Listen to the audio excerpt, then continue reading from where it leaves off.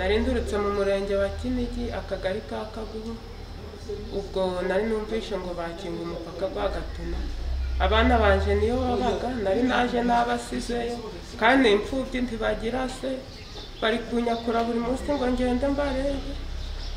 ngo inzara yenda kubica none nsanze hano barambye ngo ntibakingwe ngo abanyamaguru nto bari kunyura bitagahinda nese urukumva ntari kugamba ndi kuri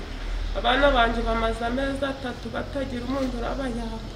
na Imana ari kunyakura ngo abo bana inzara yenda kubica nze mbahahire nose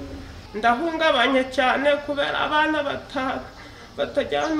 batagira se rwose niyo wabaza umuntu uza w'iwacu ino mu Rwanda arabizi ukuntu umeze ari na Imana Ngiye nagize saa 12 za mu gitondo ndo umuntu ukora ibintu bya business bya transport no gutwara ibintu by'imyaka naje kureba umuntu nayo nkora nawe mu byerekeranye no gutwara ibintu by'imyaka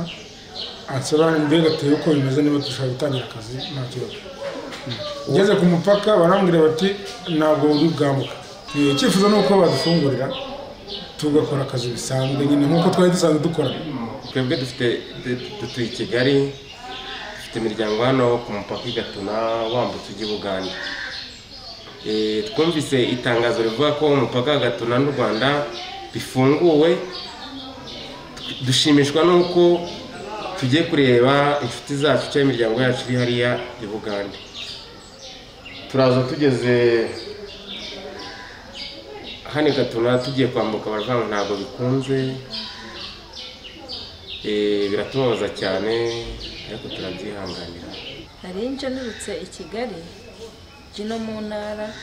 bari batubwiye ko imipaka bari bifungure ariko uko babivuze siko byagenze